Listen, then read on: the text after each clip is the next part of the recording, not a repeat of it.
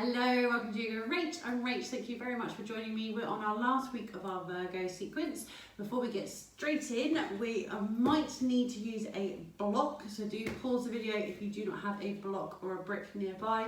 If you do not have a block or a brick, then use something like a fairly firm cushion, pillow, or even a couple of books. So you can use that for a little bit of support and place that to one side. If you practiced last week's practice, you'll know that we'll be starting in downward facing dog.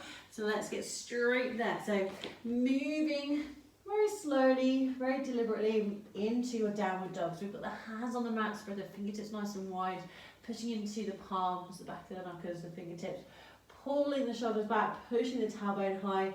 Knees might be really nice and bent. I have a softness in the knees. It's always better to get more release into your back for your downward dog than straining to have the heels onto the mat. You might have a little sway of the head, releasing the head, the neck, side to side, focusing on the breath.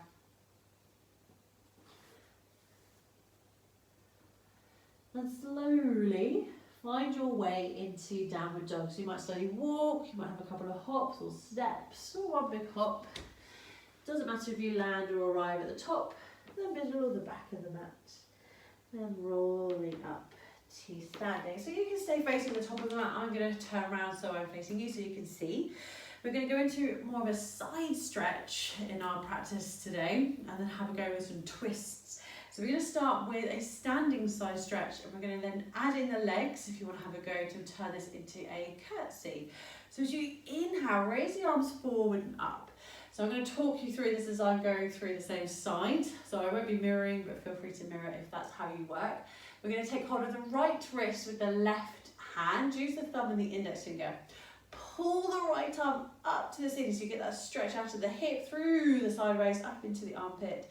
Big exhale, stretch over to your left. So you're pulling the right arm over to the left and your head can rest onto the left arm. Focus on the breath. Doesn't matter how far you go, so sometimes we're a little bit upright, or we might be all the way over to the side. Check you're not curling forward or pushing the hips back. Inhale, lifting up, changing the bind. Hold on to the left wrist, use the thumb and the index finger. Pull the arm up first, then stretching over to the right. Let your head relax if you wish to, onto the arm. Focus on the breath. Check if one side is a bit easier than the other, which is normal. Slowly lifting up, exhale, lower the arms down. So we're going to have a go with the legs. So we're going to step our right foot back, so the heel is lifted. We're then going to step the right foot across to the left, so it's behind your left leg. And you're on the little toe side of the foot, so the sole of the foot is lifted. There's quite a bit of space, so at least hip width, if not wider. And you're going to start to bend into your left knee. Inhale, raise the arms out and up or forward and up. Hold on to your right wrist, pull the right arm up. Then we're going to stretch gently over to the left and bend into your left knee. So you're hovering about above, roughly directly above the right foot. Focusing on the breath. Inhaling, lifting up. Lower the arms, step the right foot all the way back around, so really good for your balance.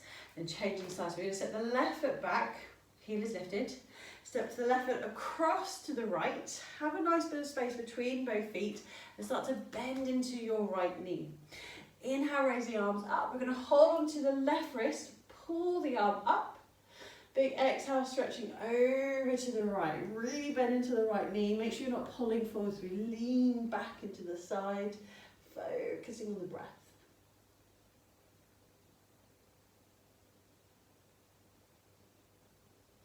When you're ready to release, inhale, lift, lower the arms, and we can bring that left leg back round, give the legs a bit of a wiggle. If you're facing alongside of the mat, moving back to the top of the mat, we're going to have a little flow. So we're going to start by moving all the way back down into downward dog. So we're going to move into that down dog splits, knee to belly flow again. Inhale, raise the arms forward and up. Exhale, folding forward. Lower the fingertips to the palms of the mat. Inhale, halfway lift, lift the chin. Exhale, fold. Your transition, walk, step or hop, downward facing dog. Focusing on the breath. I'm going to turn around so I'm facing you. We're going to start with the right leg. Inhale, right leg lifts. Stay with your breath. As you exhale, knee to belly, pull the shoulders forward.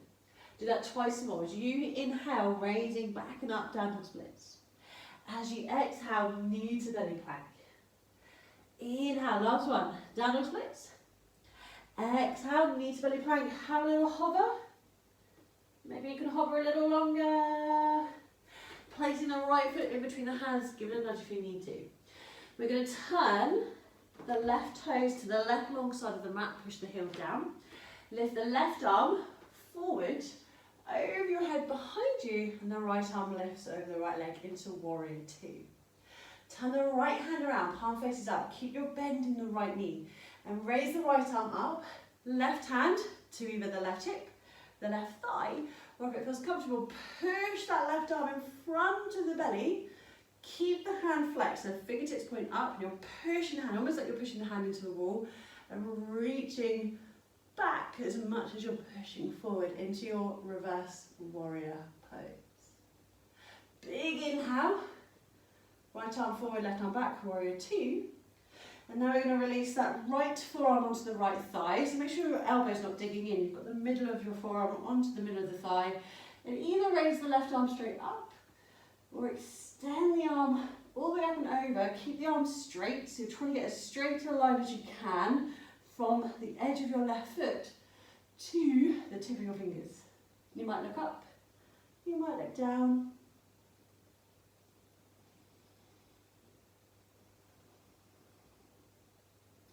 On your next exhale, keep that left hand going all the way down to the mat, releasing the right hand down, so the hands at either side of your right foot, lifting the left heel, step the right foot back into plank, pull the shoulders back, tailbone high, downward facing dog.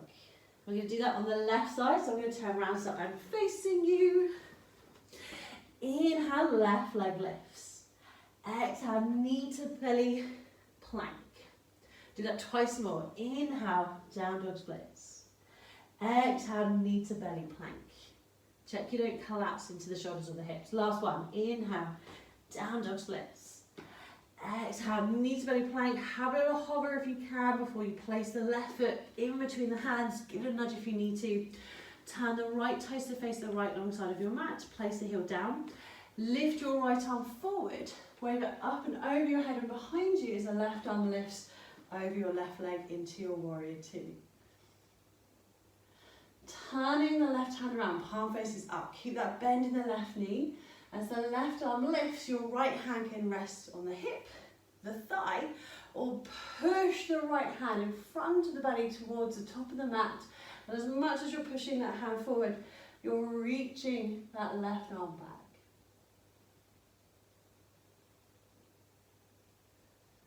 On an inhale, left arm forward, right arm back, warrior two. Bring the left forearm onto the left leg, right arm can reach straight up, or reach the right arm over your head. Keep the arm active so we're not bending into the elbow, unless you've got any issues so we can stay here with the elbow or the shoulder. Reach the arm up and over, so you try to get that straight line from the edge of your right foot all the way up to the fingertips.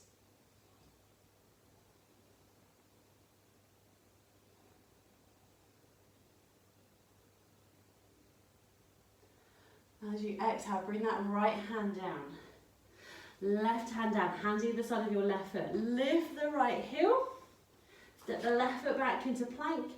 Pull the shoulders back. Tailbone nice and high. Downward dog. A few breaths here. And either walk or step or hop to your forward fold. Inhale all the way up. Raise the arms forward and up or out and up.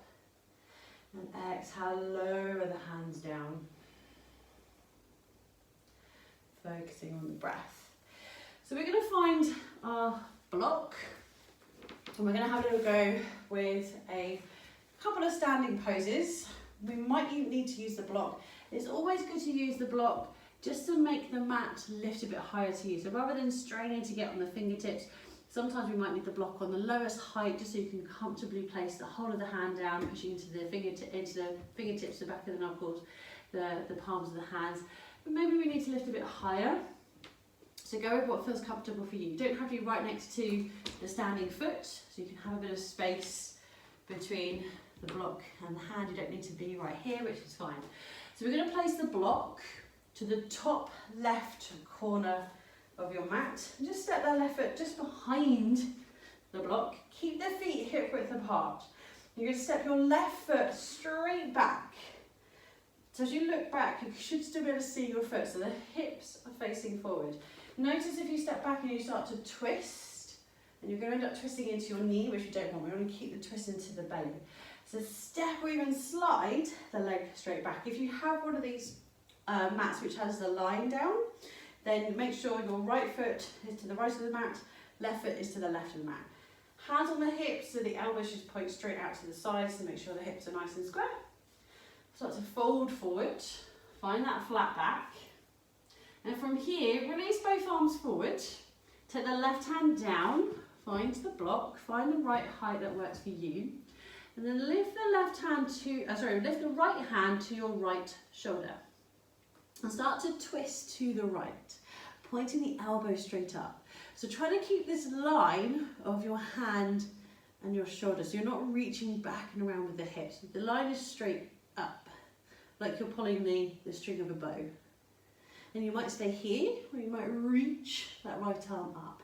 Your right knee does not have to stay straight, or your right leg doesn't have to stay straight, your right knee can bend.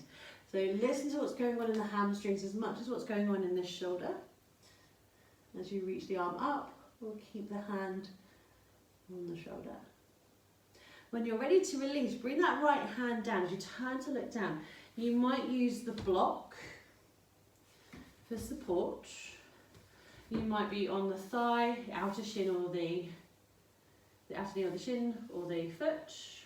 Maybe you're on the mat with the fingertips, or maybe we're starting to bend into the elbows and draw the chin or the forehead towards or onto the knee into your pyramid pose.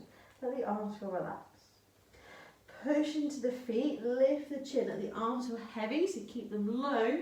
So as you come all the way up to standing, the hands stay by the hips, and stepping the left foot forward. Moving the block to the right side of the mat. We're going to do that on the other side. So step that right foot straight back. Keep the hips neutral or square, so the hips are facing forward. Folding forward, find that flat back. This time, release the hands down and your right hand will find the block or the mat, but don't force or strain, you just have to find the mat. Remember, you can keep that slight bend in the knee. Take the left hand now to your left shoulder and start to twist to look over the left side. Elbow pointing straight up. So notice where the elbow is trying to point up to. So you should be able to see the elbow if you're looking right up to the ceiling.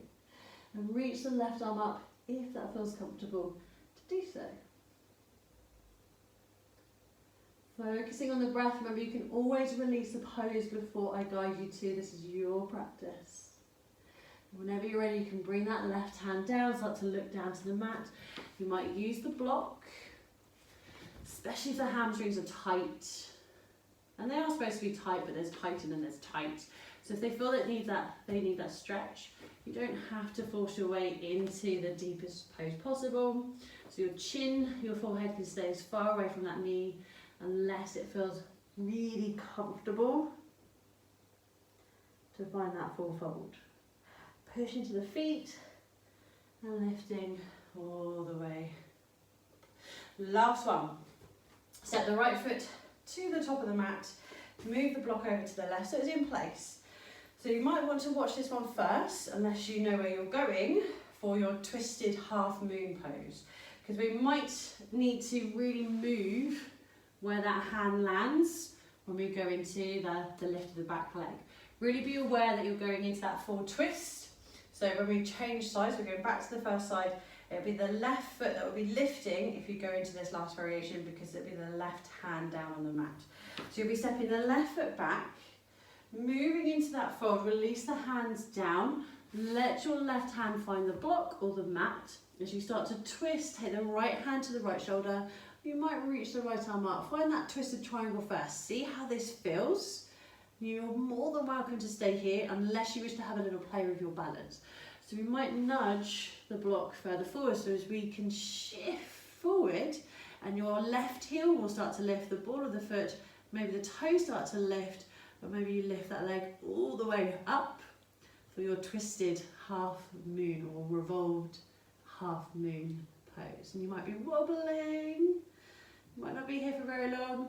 When you lower the left foot down, you might go into your pyramid pose, or you might hinge at the hips to bring the left foot next to the right, bringing the right hand down and moving into your forward fold. Whilst you're there, we can always move the block over to the right as you push into the feet, let the arms feel heavy. Coming back up to standing, changing side, step the right foot back, folding forward at the hips. Release that right hand down to the block as you release the left hand down towards the mat. Start to twist to the left, bring the left hand to the shoulder. You might reach the left arm up, just have a breath or two in your twisted triangle, or you might stay here. So if you're going to go into the half moon twist, nudge that block forward or nudge your hand forward, so as you twist again you can raise that left arm up again and shift forward so your right heel and the ball of the foot naturally starts to lift. And then see if we can lift slightly off the mat or get that lift of the leg, focusing on the breath. And releasing whenever you're ready, so you can push the foot back down behind you and go for the pyramid fold stretch, or bring the right foot down next to the left as you lower the left arm, tuck the chin to chest, standing forward fold, lifting all the way back up, stepping the back foot forward if you're in pyramid pose.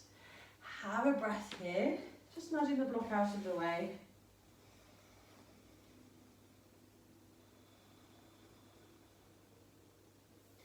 Inhale, raise the arms.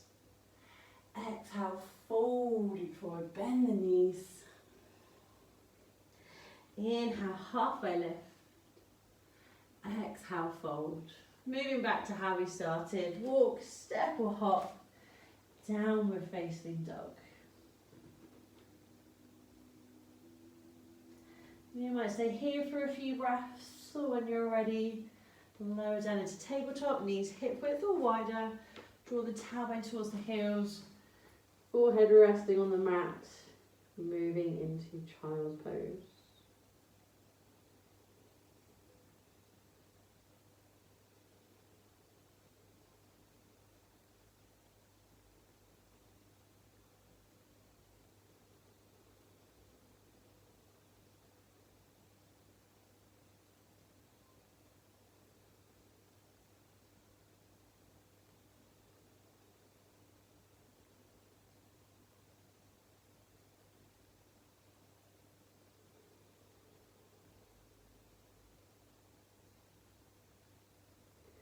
You're welcome to stay in child's pose. You might move out to sitting if you have felt that you've reached enough of your practice for today. Maybe you're staying in child's pose, you're going to have a go with one of the other practices that I'll link in the end here. If you haven't already, please do show your support and just click the button here to subscribe. Completely free, but it just shows that you're enjoying the practices and showing your support for showing up every week or whenever you can to get on your mat for these nice little short practices, whether they're 5, 10, 20 minutes, some of them are 30 or 40 minutes, so they are getting a little bit longer if that's what you need, or you can build these up, so one after the other if you're going through the whole practice of our Virgo season. Otherwise, thank you very much for joining me. I shall see you next week when we move into Libra season. So thank you very much. Let me know how you've been getting on with Virgo season down in the comments, and I shall see you next week. Namaste.